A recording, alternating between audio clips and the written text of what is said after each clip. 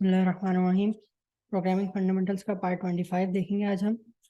Part 25 में हम लोग जो टॉपिक कवर करेंगे उसको एरेस कहते हैं। तो हम लोग समझ लेते हैं कि एरे क्या चीज़ होती है।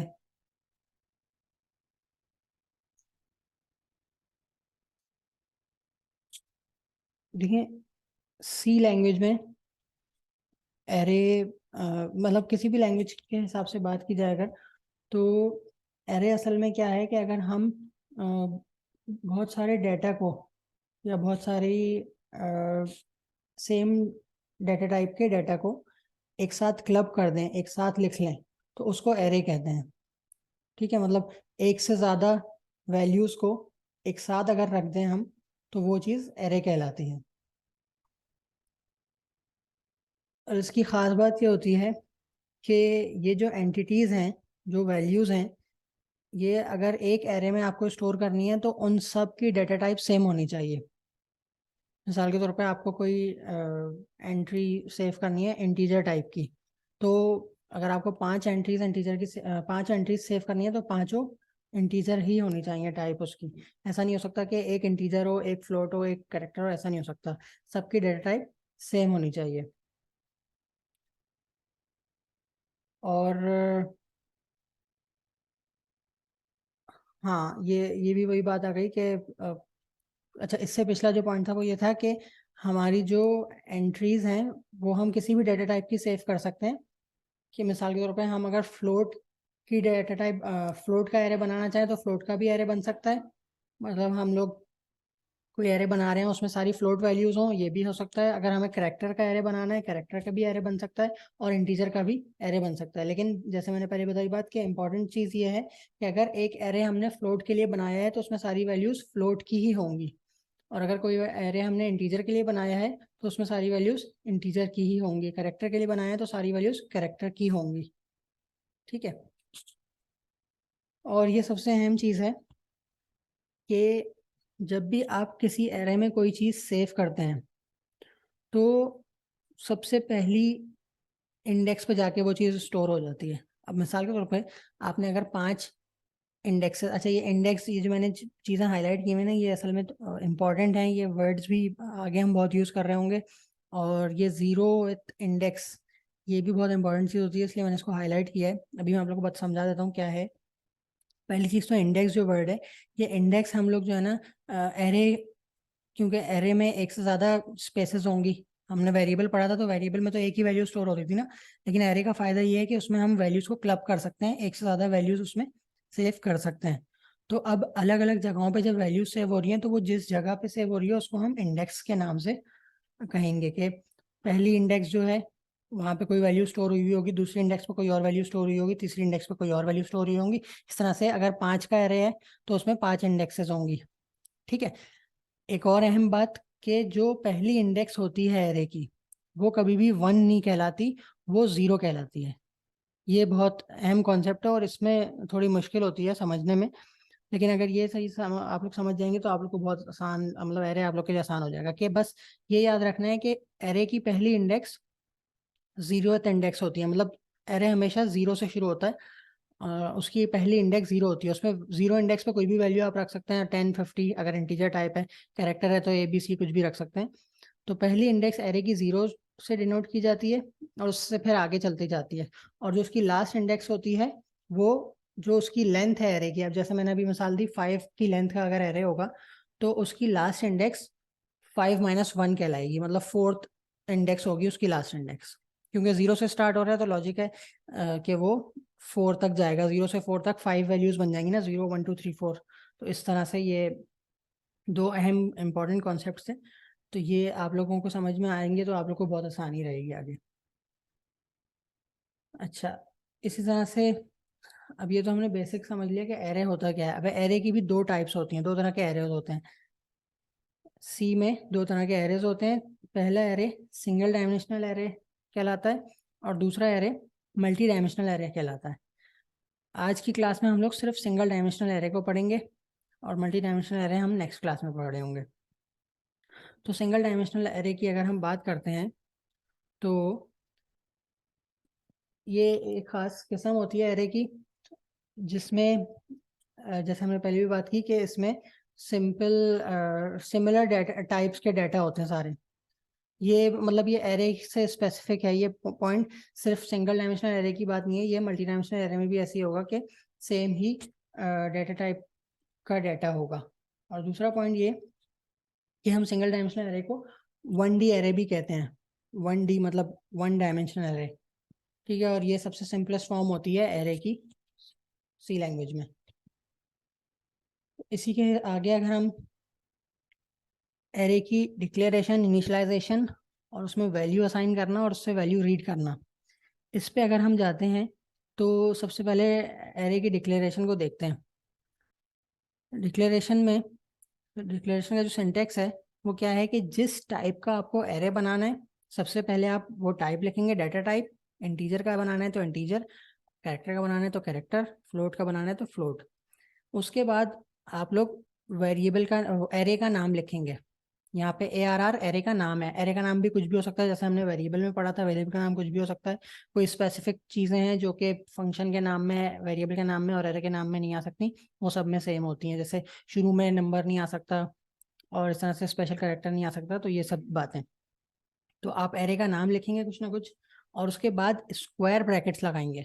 और स्क्वायर ब्रैकेट्स के अंदर आप ये बताएंगे कि इस एरे का साइज क्या है।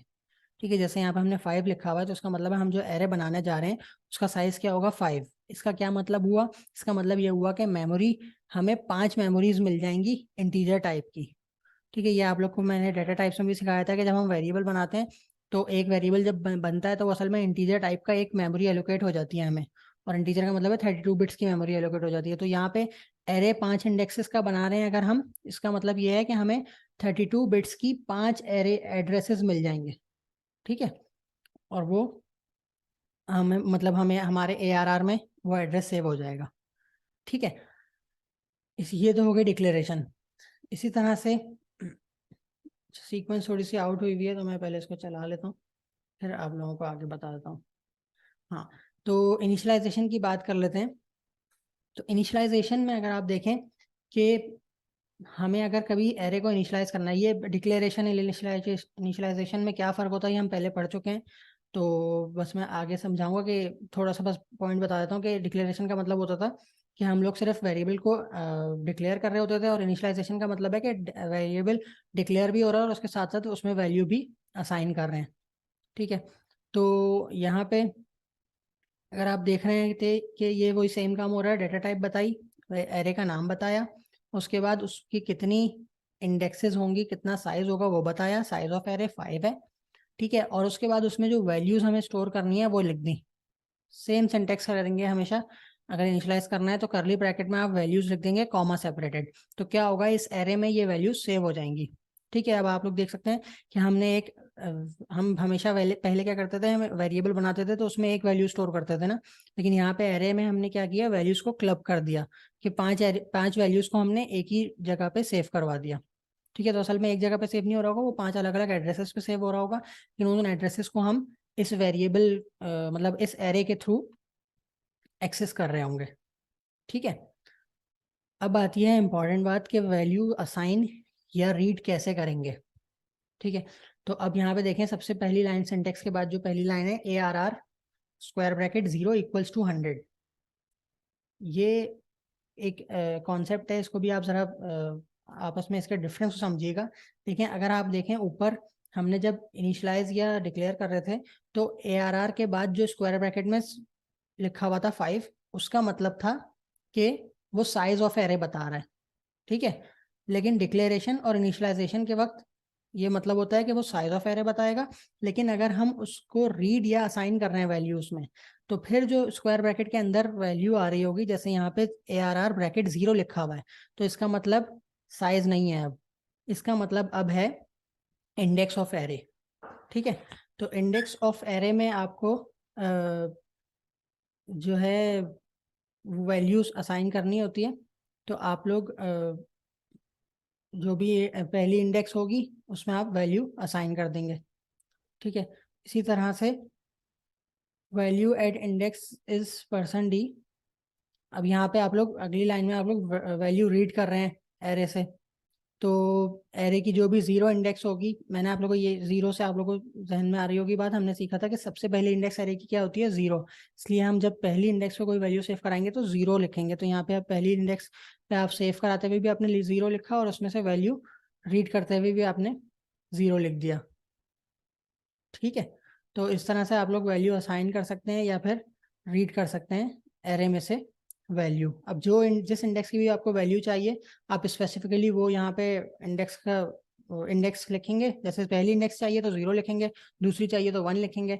जिस इंडेक्स का भी डाटा चाहिए वो इंडेक्स लिख देंगे एरे के नाम के साथ स्क्वायर ब्रैकेट में। तो उस इंडेक्स का वैल्यू या तो आ जाएगी, या अगर असाइन करने वैल्यू तो उस इंडेक्स पे वैल्यू असाइन हो जाएगी।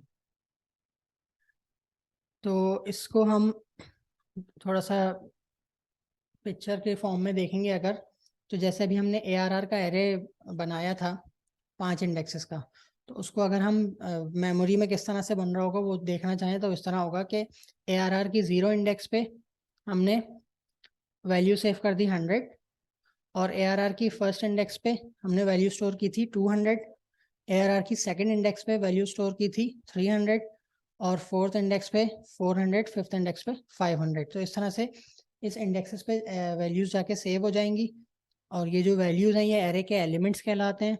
और इस तरह से ये जो इंडेक्सेस हैं जहाँ पे वैल्यू सेव हो रही हैं वो इंडेक्सेस कहलाती हैं, हम पहले भी डिस्कस कर चुके हैं।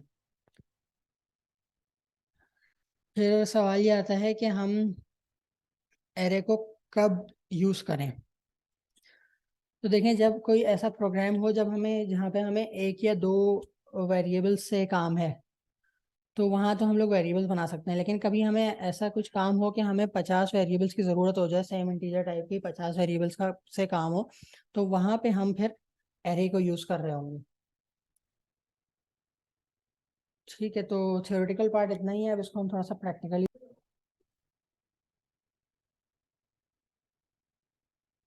अच्छा, तो हम लोग एक एरे बनाते हैं। नाम मैं एरे रख देता हूँ, उसका कुछ भी नाम रख सकते हैं, आप लोगों को पता है। और इंडेक्सेस हम कह देते हैं उसकी 5 होंगी। ठीक है, ये हमने क्या किया, एरे को डिक्लेयर कर दिया। ठीक है, अब हम क्या करते हैं, सबसे पहले, बल्कि हम एक काम करते हैं, एरे के इनिशियलाइजेशन से शुरू करते हैं।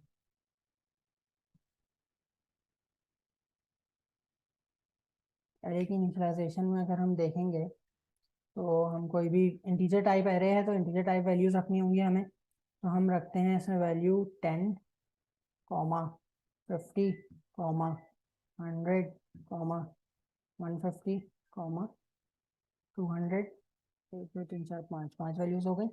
ठीक है, अब मैं ये देखता हूँ कि किस इंडेक्स पे क्या वैल्यू है। उसके लिए हम फॉर का लूप यूज कर लेंगे ताकि हमें बार बार अलग अलग को ना देखना पड़े, एक साथ ही हमारा फॉर का लूप से आसानी से काम हो जाएगा। Int i equals to 0, i less than जो भी साइज ऑफ एरे है। कितना है साइज ऑफ एरे, 5। ठीक है, ये मैंने बताया था आप लोगों को कि ये नाम होता है एरे का, और ये एरे का साइज होता है, 5 का साइज है ना। और यहाँ पे हमने कहा आई प्लस प्लस। ठीक है, तो अब आप लोग यहाँ पे देख सकते हैं कि हमने एरे में जो वैल्यूज हैं उसको हमें प्रिंट करवाना है ना। तो यहाँ पे हम क्या करेंगे, प्रिंट एफ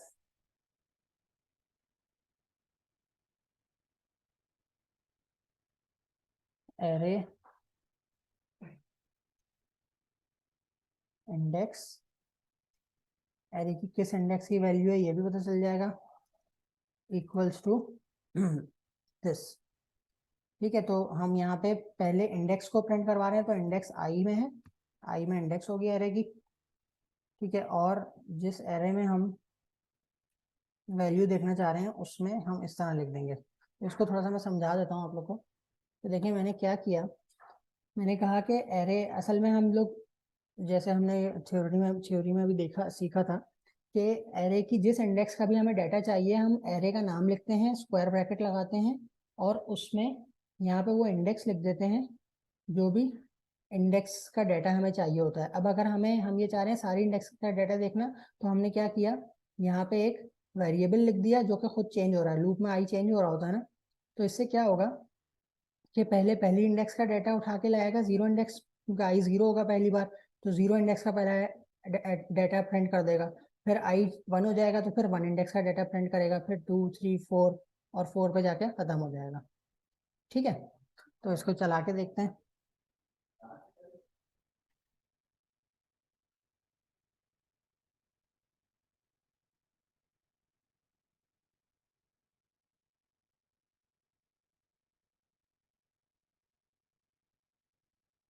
अच्छा, मैंने इसमें बैक स्लैश नहीं लगाया तो इसलिए अच्छा नहीं लग रहा था देखने में। तो आप लोग देख सकते हैं जो हमने वैल्यूज एंटर की थी वही इसने प्रिंट कर दी एरे की वैल्यूज। पहली इंडेक्स का 10 प्रिंट कर दिया, दूसरी इंडेक्स का 50, तीसरी इंडेक्स का 100, चौथी इंडेक्स का 150 और पांचवी इंडेक्स का 200। ठीक है, ये तो चीज़ हमने सीख ली कि हम लोग किसी भी एरे में इनिशियलाइज कैसे करते हैं किसी एरे को, और उससे वैल्यू रीड कैसे करते हैं। अब हम दो चीज़ें सीखेंगे, एक चीज़ सीखेंगे सॉरी, कि डिक्लेयर कैसे करते हैं। डिक्लेयर तो चलो सीख ही लिया था, तो इसलिए नई चीज़ जो हम सीखेंगे अभी वो है वैल्यू असाइन कैसे करते हैं। ठीक है, ये डिक्लेयर हो गया। और वैल्यू असाइन करने के लिए हम सेम वही काम देखें। असल में वैल्यू असाइन करने के लिए स्कैन एफ यूज़ होता है ना।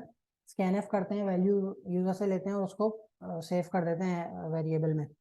तो अब अगर हमें स्कैन एफ नहीं करना, मतलब स्कैन एफ तो करना है लेकिन अब हमें 5 इंडेक्सेस पे वैल्यू लेनी है ना, तो एक एक करके हम लोग यूज़र से ले रहे होंगे scan F bar bar.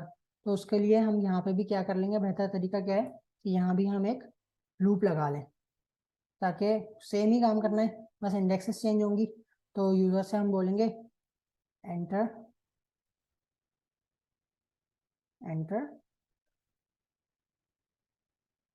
This percent D index value. User से बोलेंगे कि इस इंडेक्स के लिए वैल्यू एंटर कर दो। ये हटा देंगे, सिर्फ आई आ जाएगा अब यहाँ पे। ठीक है, और फिर स्कैन एफ करवा लेंगे percent D M percent,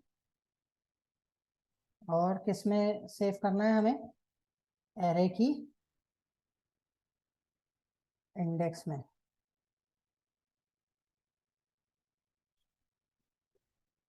index आई में। आई में क्यों? क्योंकि हमें हर बार अलग इंडेक्स पे स्टोर करना है ना। सबसे पहली बार जो डाटा स्टोर हो रहा होगा वो 0 इंडेक्स पे स्टोर हो, फिर 1 फिर 2।